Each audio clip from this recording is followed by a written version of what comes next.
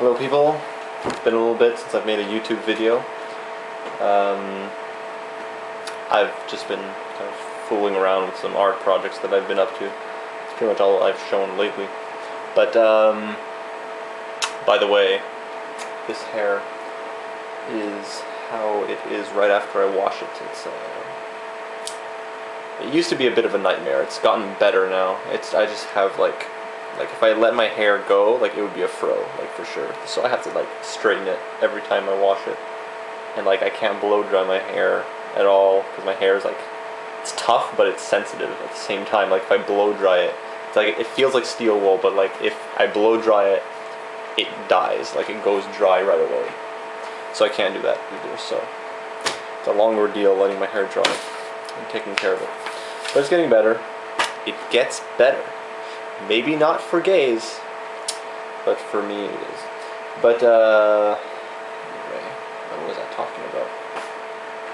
Oh yeah, artwork. I think that joke was a little bit inappropriate. I'll edit it out. Anyway, I live in the gay village of Montreal, so I'm kind of desensitized to that whole big deal that some Americans make out of it, so I don't really care. Anyway, so for the artwork, I haven't showed any of you guys the finished product of the YouTube portraits, and I'll show you that up close right now, working on something else. But I'll get that out of the way. I'm gonna make this a video response to my YouTube vlogger portraits. So, so this is right here, the magazine cover. That was just a phony magazine cover that we were supposed to make for a project about like new media and stuff like that, and like the future of pop culture. And I think YouTube is I don't know, a glimpse of what really communication can become, like public discourse. And I kind of, like, on the bottom I kind of made a kind of I don't know, tongue-in-cheek subheading of "at the frontier of public discourse." You guys know how sometimes YouTube drama can go down. It's not it doesn't seem like a frontier, but I swear it is. YouTube will get better. No, maybe not YouTube, but the internet media will get better, hopefully. If like it doesn't turn into like TV or something. Like if we have the internet under control, like we will make it better. So I'll show you this up close now. I guess this would here. Got it's not going in focus. It's not going in focus. Okay, there you go. So you got Paul's ego right there, colored. You got TJ. Got a bigger copy of him here with all the other stuff going on. Amazing Atheist. Thunderfoot. Yes. You got Gary right there. Cody Weber. Yeah.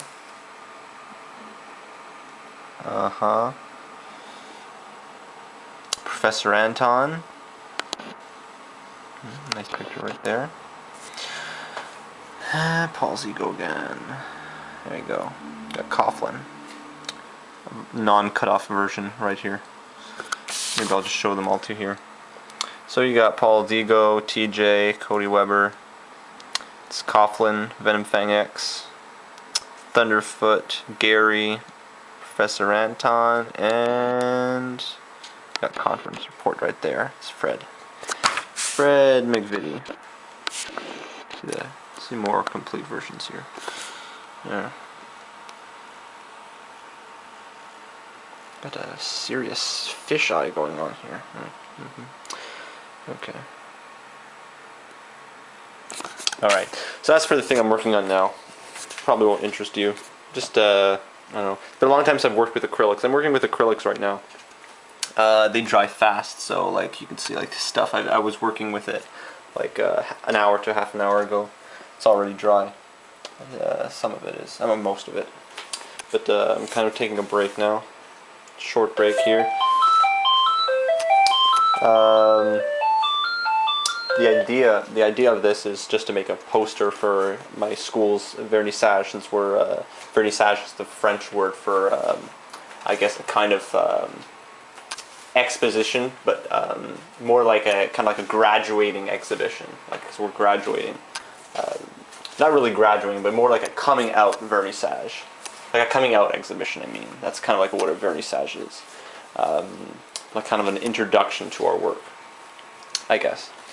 So this is just a poster that we have to make. So like I'm just doing the background of this right now in acrylic, and the foreground, either it's going to be in Photoshop, like overlaid on top of like a picture or scan of this, and or I'm gonna like do a separate piece of paper and do like black ink or something, and that'll be the medium I do the foreground, and then in Photoshop I'll mount it together. So right now I'm just playing around with the kind of like theory, like color mixing theory, like using acrylics on canvas that we kind of learned last year with one of our teachers, painting teachers. Just, you know, doing various like tones and colors, not like a radical amount of color, because then it just gets too confusing. Like really I've pinned myself to only using like orange and purple right now to mix. I kind of introduced a lot of blue here because yeah, I felt like it. I cheated with a little bit of green. I was able to get a little bit of green out of my mixing my purple with my orange to varying extents, but I really wanted to get a nice tone here. So the trick is just to get like these interesting tones that like work from like your main colors that you're using. And you know, I'm using my technique right now. It's on canvas, but really the base I'm working on is some modeling paste. I'll show you that stuff. That stuff's awesome if you're working. I've never used modeling paste with oil. I don't know if it works as well. I've never used oil before, but I've done acrylic, and you know, it's got some modeling paste here. You know, it's like this kind of a, it's kind of like a pasty, like a thick, some thick white goo, or I don't know.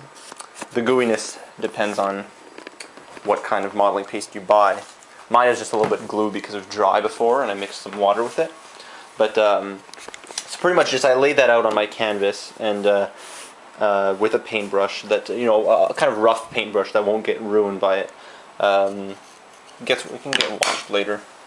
Or one of the rougher, tougher paintbrushes, and you can see that's how I get like that interesting texture, that texture that I put on. So like if I want my surface to, you know, kind of aid like the colors, just like, because when you put on the color, it's gonna, you know, obviously it's gonna look different than if you were just doing it on a flat canvas, because, you know, the color is gonna like be more on some area and less on some area. You know, there's crevices and whatever that I'm making. And it's really cool if you kind of work with the color, make like kind of like directional pieces, or if you wanna, I don't know, if you can make like, you can emulate like kind of rough rocky surfaces with this, or like, you know, water, anything that really has to do with you know, I guess has a kind of like texture, you know, like anything that can like be emphasized with like ins and outs, pretty much, I guess. You know, you can use modeling paste to do that quite well, depending on the technique you're using. So right now I'm just doing a kind of like a torrent of different colors. What I'm doing to get it to fade like this, I'm not, I did do some washing, like just mixing with my paint with a lot of water, but most of this is also what was taught to us by our teacher, is using rubbing alcohol. Just you know, you just like, you know, you take it and show you, like, all you do is really, you take this, you know, unscrew it, you put it on like your towel, or if you want to be more gentle, you know, a Kleenex or tissue. And when you have it, you just like rub it on. Like the rubbing alcohol is going to remove to some extent your paint, and you're going to get these the interesting fades.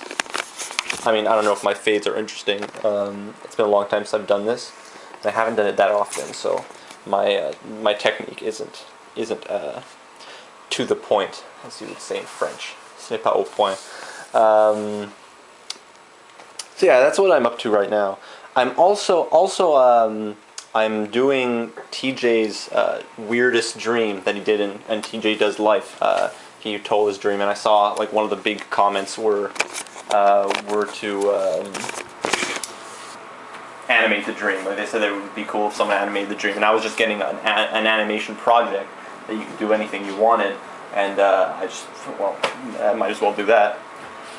There is I guess there's a viewership for that, so I'm making that right now. I'm done doing the animatic, so that's like storyboards put on the timeline and with the like synced with the audio. So like I know like the basic visuals that I'm going for, and I don't know. I'm not gonna upload it right now. I'd rather like people just see the end result, and then like if they want to see the process, like I'll put it up. I'm not even sure if I'm gonna have time to finish it by the time it's due. I would like that to be the case, but I don't know. It's probably an ambitious project for me to have it done by next week Friday, because that's when it's due.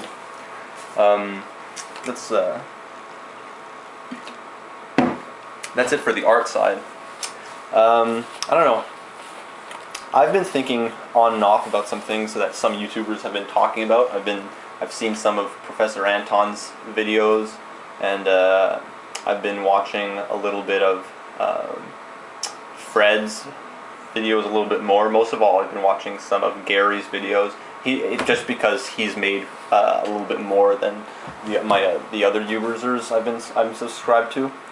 But I don't know. Like I've only had like some thoughts on like each of the subject matters that they're dealing with, and I don't think it's enough for me to just draw that out and make a video talking about what I think on the subjects. Like I'm really preoccupied with work right now, and I would like best way for me to be involved in discussion would be for someone to host a